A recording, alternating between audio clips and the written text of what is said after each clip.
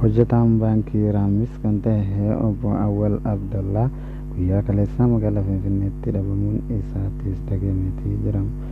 Obbo Awwal Abdallaa magaalaa Awwadaatti hojjetaa baankii Raamis kan ture yoo ta'us garuutuu immoo jijjiiramaaf gara magaalaa Finfinneetti ergaaniif jijjiirameef guyyaa salaasaadhaatiif gara hojiitti saayibban isaa fa'a booda osoo deemaa jiru achi buuteen isaa dhabamuun isaanii dubbatan.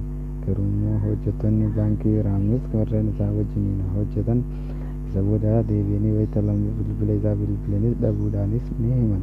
Hojjetaan baankii Raamis obbo Awwal Abdallaa kun immoo dhabamuu isaa kanaan durattis immoo gara Wayyaaneedha kan hidhaa Karshallee jiruu fi akkasumas Galamsoo keessa turuu isaa seenaan isaatii ni mul'isa.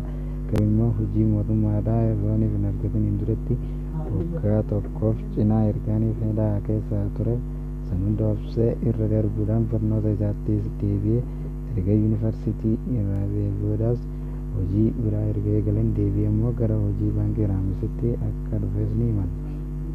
Garuu immoo hojii baankii Raamis osoo hojjechaa jiru jijjiiramaaf gara magaalaa Finfinnee erga deemeef hojii haaraa magaalaa Finfinneetti eegalan kana irratti guyyaa salaasaadhaa immoo gaatii isaa eeggatee osoo inni yeroo hojii isaa deemaa jiru qabamuun achi buuteen isaa dhabamuu isaa ni himan. Garuu maatiin isaatii fi hundinuu yaaddoo guddaa qabaachaa waan jiraniif bakka jiran maratti uummanni Oromoo bakka harkanaatti akka himan jechuus namoonni adda addaa sooshaal miidiyaa irrattis mul'isaa jiran. Obbo Awwal immoo hojjetaa baankii qofa osoo hin taanes akkasumas gargaaraa hawaasaa birattis nama beekamaa fi cimaa hawaasa isaa birattis sagalee cimaa qabu ta'uu isaatu ni dubbatan. Garuu immoo Awwal guyyaa dheengadaatirraa eegalee hanga har'aatti guyyaa sadaffaa waan deemaa jiruuf namni tokko ijaan hin argine jechuun dubbatan. Hojjetaan baankii Raamis kun immoo guyyaa ergaaniif magaalaa Finfinneedhaa adeemeefis osoo hin turin daldala haaraa magaalaa Finfinneetti eegalamuuf deemu irrattis hojiidhaafis hojjechuuf wayita inni deemaa jirutti qaama qabameenis hanga ammaatti hin beekamne jechuun dubbachaa jiran. Garuu immoo karaa irraa qabamee achi buuteen isaa dhabamuu malee obboleessi isaatiin barbaadamaa akaaniif jirus ni himan. Obboleessi isaa immoo bakkayyuus deemee wayita isa kana barbaaduttis hanga ammaatti osoo ijaanis hin argin biyyatti deebi'aati jiraa jiran. Garuu immoo manneen hidhaadhaa hundaas deddeemee barbaada waan jiruuf namoonni bakka isatti argitan akkaaniif dhaamsa uummata Oromootiif dabarsan jechuuf hawaasni isaa kanneen isa jaalatan martinuu dhaamaa jiran.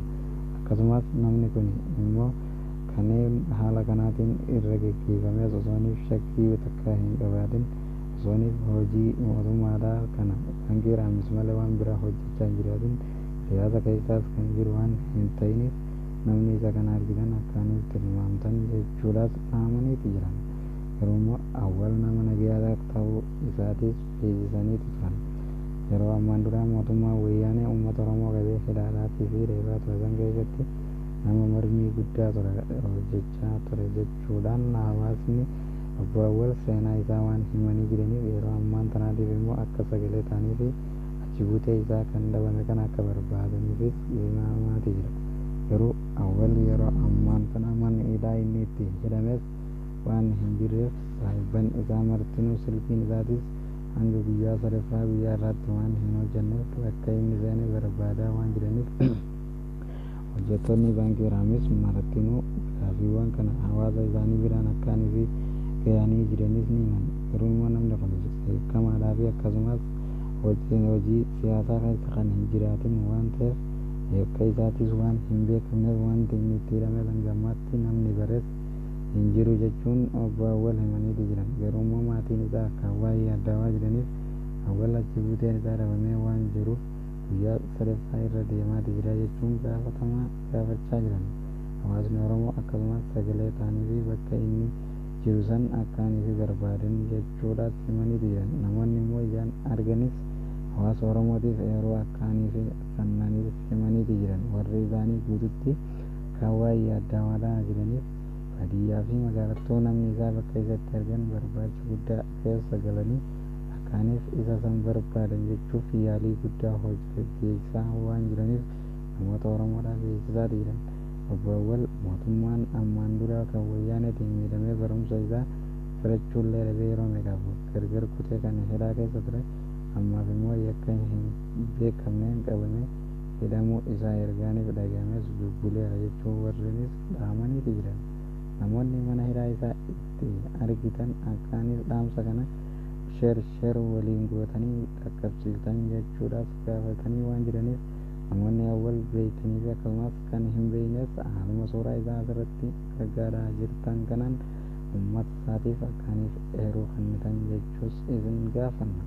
Hojjetaa baankii Raammes nama cimaa fi nama jaalatamaa hawaasa isaa birattis beekamtii guddaa qabuu fi kabajaaf jaalala hawaasa isaatiif qabu waan tureef akka barbaadanii mul'iftan jechuus gaafataniitti jiran.